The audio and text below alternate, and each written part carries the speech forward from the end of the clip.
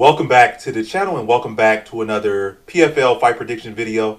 In this video, I'll be predicting the full card of fights for PFL World Tournament 6 2025 semifinals. So, or you can say Lee versus Rabadanov or Rabadanov versus Lee, however you want to say it. Same fight, same prediction. So, yeah, let's get into it. So, scroll down.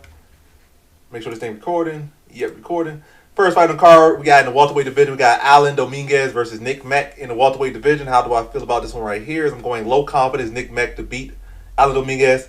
Dominguez is like a pretty low tier fighter. So does Mack, to be honest, but Dominguez is definitely live. That's why my confidence low. Mack, he got a physically strong guy, smothering wrestler type fighter on a low level. Dominguez like a low level striker type of fighter. I think Mack could take him down and grind out a decision over here. I don't see no finish, nothing spectacular.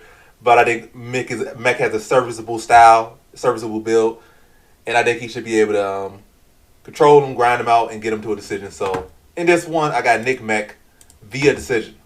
Now for our next fight, we have in the women's flyweight division, we got Sere Arasco versus Joanne. And how do I feel about this one right here? I'm going low confidence Sere Arasco to beat Joanne. And neither of these women are particularly special or anything. It's really a fight that Joanne should win. She's like 29, Arasco like 33, 34.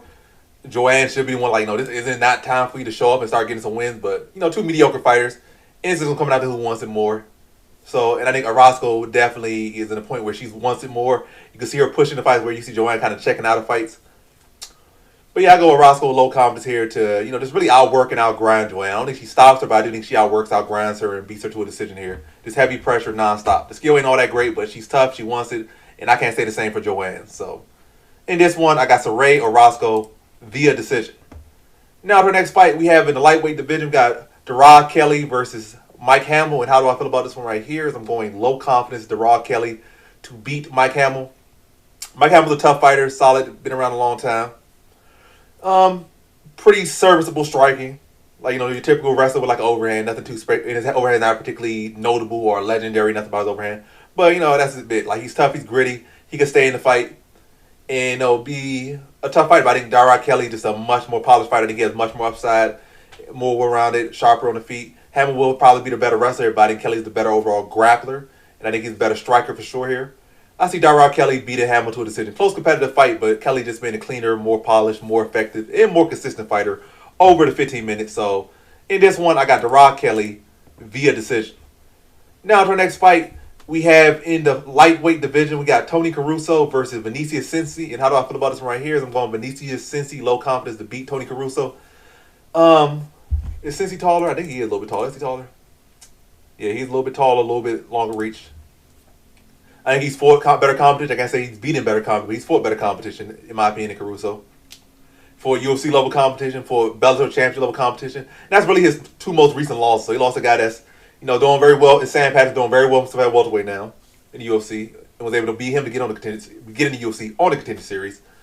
And he lost to Brent Primis, who's a former Bellator champion, and still a very solid, strong grappler. I feel like Caruso kind of like he got okay boxing. I feel like as far as realistically, like if I had to gauge his boxing skills, I still would say I would put him like a pub striker. Obviously, it's not that, but like a UFC level, or not a UFC. I'm not gonna say that's still not. That's still. I'm insulting him a little too much, and I'm complimenting him a little too much. Somewhere in the middle, but he's like a Bellator level, pub level boxer type of striker. He got some okay IQ enough. He can mix in the grappling. He's not just a straight up guy that got no grappling. But I feel like since he's a better grappler, Caruso might have a little bit better IQ. But I feel like since he's just a better striker, I feel like he has a better grappler here. Like better overall striker. Like Caruso probably has a slightly better boxer, but since he overall is a better striker, he can mix it up. Again, he has fought higher level competition. I see this one going the distance. Very close competitive scrap, but since he's doing more damage and just being bigger, stronger, younger, and been able to beat Caruso to a decision here. So, in this one, I have Venicius Cincy. Let me get that right. Via decision. So, again, Venicius Cincy via decision, low confidence. Next fight we got in the bantamweight division. We got Magomedov versus Saraj Kamov. And going low confidence, Saraj Kamov to beat Magomedov. Originally was going to lean Magomedov, but we have seen him lose to guys, great grapplers or solid grapplers that have serviceable striking. Like, we see him lose to Patchy Mix. We see him lose to, what's that dude name? But yeah, the other black guy, former champion of Bellator in this weight class or a similar weight class. I'm forgetting his name right now. I know who exactly is. I know Rob got into the UFC by spinning back fisting like on some road to not road to UFC, some looking for a fight. I know exactly who it is. Oh, Rafion Stas, yeah. But yeah, not say that Saraj for sure is on those guys' level, but young, undefeated, got that undefeated mentality behind him. And definitely PFL seems to be wanting to hoard undefeated fighters right now. Like even if they kind of in close fights, they'll look to get them decisions because they're trying to build stars. If Magomedov lose here at close decision, it's not going to do nothing to a stop. But that undefeated, you can only be undefeated once in your career. You lose, you're no longer undefeated. So it's like they want to keep these undefeated fighters and keep this hype up. So even if this does go to a close decision, it also is not like Magomedov didn't get kind of robbed against Mix. I know I made money on that, but he did kind of low-key get robbed against Mix in their last fight. Mix dogged him their first fight. The second fight, Magomedov low-key got robbed in that fight, or high-key got robbed in that fight. So it's not going to be his first time getting robbed. And this wouldn't be his first time losing the close. He also lost a close decision to Rafion Stas in that fight. So, but I think it was clear Stas won that fight. But anyway, Saraj Kamov. I think he has good enough striking. I don't feel like Magomedov striking is so great. I feel like Kamidov's. Let me make sure. Is he actually bigger? I think he is bigger. No, he's actually a little bit smaller. 1 inch shorter. 1 inch. But I do feel like he's wider. But yeah, wider, younger. 28 versus 33, undefeated, strong top grappler. I just think this will be a tough competitive scrap, but I think that youth and that undefeated mindset will allow him to push where Magomedov might not push as much. And also in a fight that's going to come down to a very close margin, or could seemingly come down to a very close margin. I do think that the PFL, if it is very close, or even Magomedov probably should slightly win, is that close a fight, I feel like they still won't give it to Kamidov. So I do think politics can likely play a big factor here. So in this one, I got Saraj Kamidov via decision. Now to our next fight, we have in the women's flyweight division, we got Gina Bishop versus Ectarina Shakalova. And how do I feel about this one right here? Is I'm going average confidence, Ectarina Shakalova to beat Gina Bishop.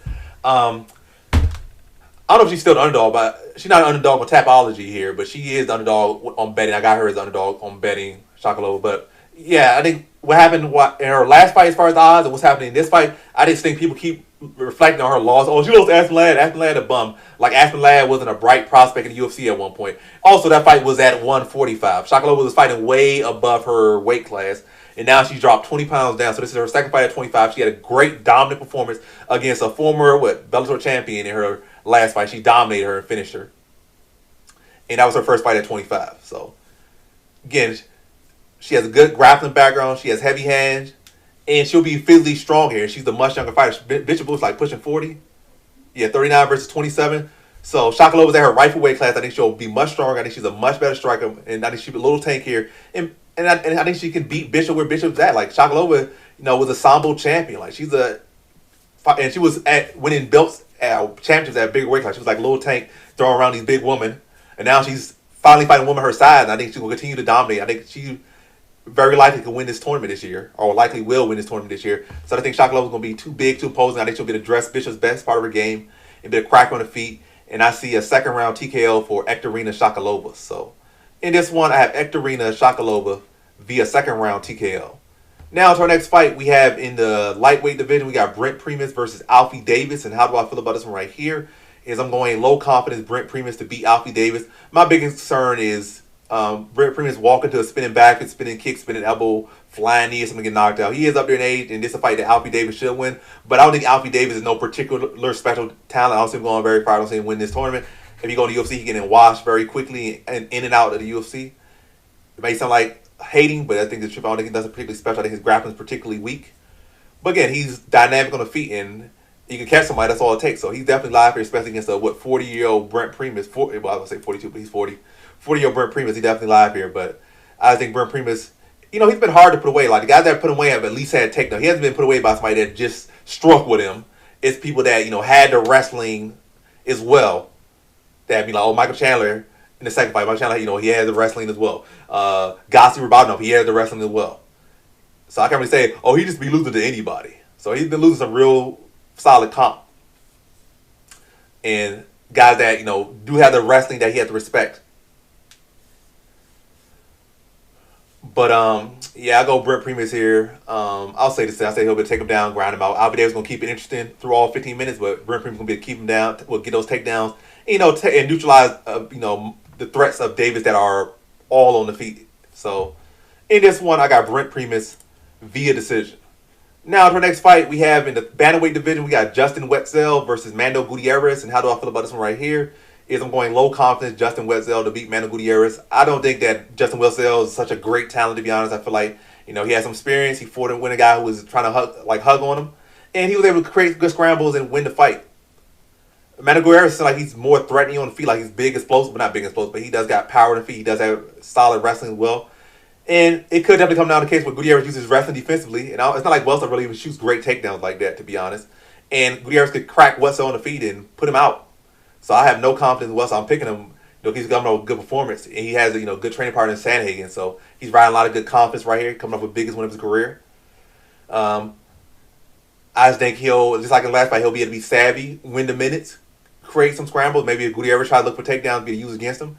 But I feel like if I was Gutierrez's coach, I said the best thing for him is to not go for some takedowns a little bit, probably try to blow him off his feet a little bit with some of those takedowns, and to drop a couple good ground pound, then let him up, or let him think he's getting up by himself, and then when he's so worried about the takedown, come over top of overhands all day long. Because I think Wetszell is kind of a marshmallow, kind of weak, kind of physically soft, and you could crack him, and Gutierrez got the power. Gutierrez could definitely flatline him. But Wetszell savvy. He's a veteran. I'm not too high on either guy, but I do feel like Wetszell is riding a better win, and I think he's be the rider, and also riding the coattails of Corey Sandhagen's momentum and train with him all day. So I think he'll be able to mix in some of the stuff he's learned and keep Gutierrez honest enough on the feet, and just fight a good veteran decision and win how he has win, whether it be in clinch, at distance, wherever he needs to win. I think he'll be able to adapt to that. He has good corner man and make the right adjustments to beat Gutierrez. I feel like Gutierrez just I don't really feel like Gutierrez ever really had a truly great game plan or too much depth or too much fight IQ. I feel like Wetszell has much better fight IQ, so I'm going to lean to that. And I think he'll be able to make the better adjustments if needed. Like Gutierrez' power is causing problems, I think he'll be able to make adjustments.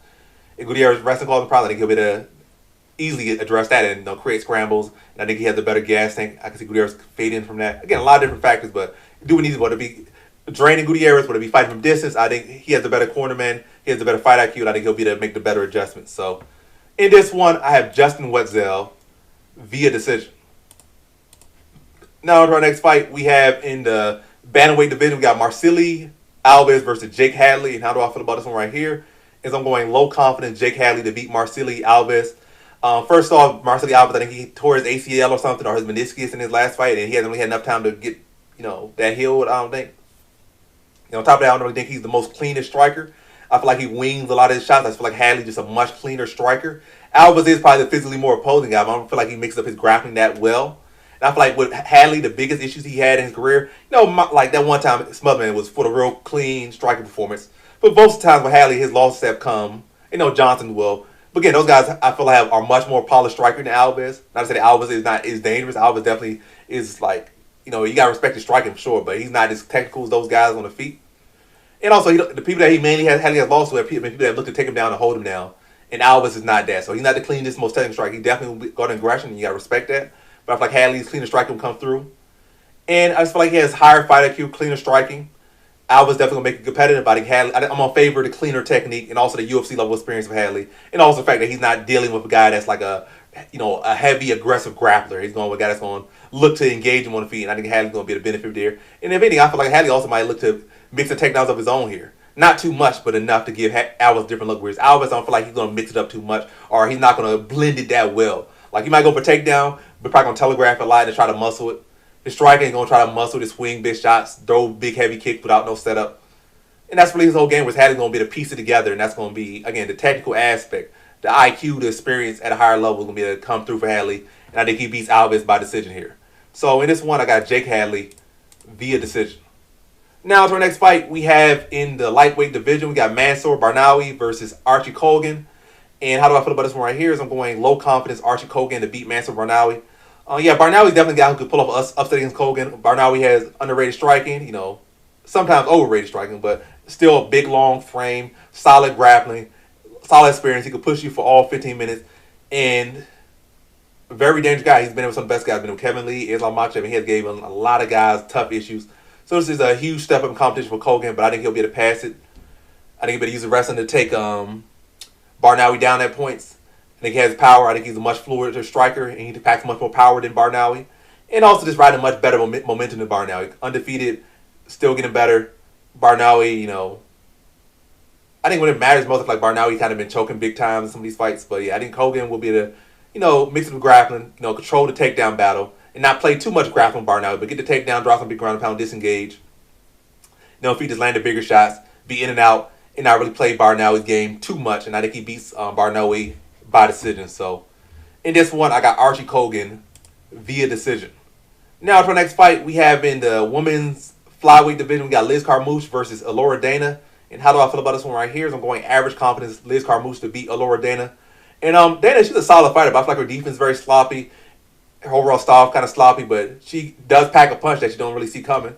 And that could potentially affect Carmouche. But I haven't really seen Carmouche been a chick, in all her career to be, somebody beat me because they caught me with one punch. Like, to beat Carmouche, you really got to beat Carmouche. Like, you don't just go out there and catch her with nothing. You don't just catch her in a submission. And matter of fact, you can say, Ronda Rousey, that wasn't a catch. Ronda Rousey, that's what she's been doing her whole life. It's not a caught you in that. She puts you in that. It's not no fluke submission. It's not no fluke knockout. She might be up there in age. Was she 40, 41? And Dana's 26. But yeah, Dana just hasn't really fought that clean fight. Even her last fight, she was struggling. I watched some of her fights prior to studying that. I picked her last time. I made money off her last time. But I'm fading her this time. But yeah, big step of competition. Louis Carmouche has a lot of experience. And I don't think she's going to fall for it. Dana got to really put her skills together and start winning clean performances. Not like, I'm getting clipped here. Eventually I land a big right hand or uppercut or a head kick or something. And then the fight changes. Then I get the sub or something. Or I get the TKO. Like, I feel like we look at a lot of Dana's fights, including her last fight, a rough start, then she finds something. But with Carmouche, you got to really earn it. Ain't going to be just catch me with something. Even if she does, I feel like Carmouche going to be able to get a takedown. She's very strong. And probably be able to get her bearings back. And then prevent Dana from landing that same thing again. So, yeah, I think, I'm going to say Liz Carmouche, second round submission. Be able to press on the feet, avoid much power, get a hold of her, slam her to the ground, break her down, tap her out second round. So in this one, I have Liz Carmouche via second round submission. Now to our next fight, we have in the main event, we have Kevin Lee versus Gotsi Rabadanov in the lightweight division. How do I feel about this one right here? Is I'm going average confidence Gotsi Rabadanov to beat Kevin Lee. Kevin Lee could be that unsung hero out of nowhere and just pull something off. You can't sleep on Kevin Lee too much. So average confidence is good enough. But Gotsi Rabadanov should definitely win this one. Kevin Lee, I don't feel like he's putting the groundwork enough. I'm not talking about his career, but I'm talking about recently. He's been doing food truck. He's been trying to be on TikTok, been trying to do this and do that. He's clearly looking for money. He's not even lying about you've been following on TikTok. He's definitely been talking about, I'm gonna get this fight, and then if I get this fight, I could pay for this, pay for that. Instead of I can get this fight, I could be champion or this stuff. I don't really think he's fully looking at fighting is something he could do. I want to be the best. I feel like he's doing it is right now is a means to make money. And that's never the best spot, especially fighting the best guy. If anything, Kevin Lee could have been a bit smarter. I guess they probably paid him a bag in PFL, like, hey, you're a former UFC interim title challenger. Oh, we're going to give you $150,000 for this fight. Or something. Or you're Kevin Lee, you're Keith Lee's brother, you're former this. We add all the things up, you're worth the budget, or you're worth the pay, so we can give you $150,000. And you could do a lot with that. But he didn't really look at it first, he could probably make that same money, if not more. Span his TikTok like his brother spanned his TikTok. Use the money. Matter of fact, even go if his brother is not too Mr. Krabs with his money, and want to see his brother win. But sometimes be like, I don't want my brother's help or something like that. And that is his little brother, but whatever case may be, Kevin Lee could attack the social media side of things. And, fight scrubs. Look in Boston. They be fighting they fight like 6 good fighters their whole career, or 7 or 8 fighters their whole good. Matter of fact, that's not even really that much. The great fighters might fight 14 good fighters their whole career. But the average fighter that be flexing all these belts, they might fight 4 good fighters. They really realistically go 2-2 against the good fighters, or 2-5 against the good fighters. But they have the belt and they have 6 defenses. But they're able to constantly get on these cards and be fighting guys nobody know about. Even people that watch boxing don't know these people.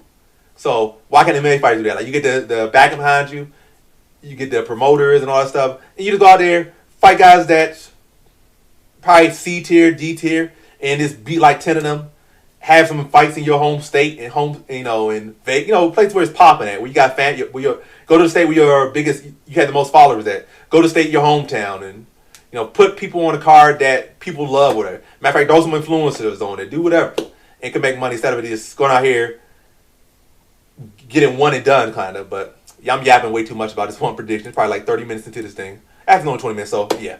But back to the prediction. But yeah, everybody don't have to just look at the money on one contract. You gotta look at it deeper than that, and also look at your health. But yeah, Rabadanov has the wrestling to keep Kevin Lee honest. And I think Rabadanov striking has been looking a lot better. I feel like Kevin Lee hasn't really evolved at anything. His wrestling hasn't evolved. His grappling hasn't evolved. His defense, his offense, nothing really evolved about Kevin Lee. I feel like he's stuck in the same place. And Rabadanov, I feel like, should be the better wrestler here, or at least should be the more consistent wrestler here. Lee might come out strong early, if anything, as far as with his wrestling, but he would fade maybe after like a round and a half. With Rabadanov could come strong first round, second round, third round with his grappling. Rabadanov striking has been looking a lot. Rabadanov striking at points look very stiff. I feel like in his most recent fights, especially off his last tournament win and continuing his power been looking better, his striking been looking more smooth. And I can't really say Kevin Lee like he had like that one little strike against Gillespie where he looked that little combo that looked real smooth. But other than that, Kevin Lee's striking has never really looked that smooth. That really has never consistently looked smooth. It's always been kind of like boxy and stiff. With Rabadanov, he's starting to lose that boxy stiffness to striking, like that a lot of wrestlers have. So, yeah, Rabadanov's hot. He's on a streak, come off a tournament win, coming off another big win. I think he been addressed to grappling Kevin Lee, and I think he puts him away in the second round via TKO. So, in this one, I got Gotsi Rabadanov via second round TKO. And yeah, so that concludes my fight predictions for the full card of fights for PFL World Tournament 6 2025 semifinals. Or Lee versus Rabadanov. Thanks for watching. Like, comment, subscribe, and come back for more videos. Peace.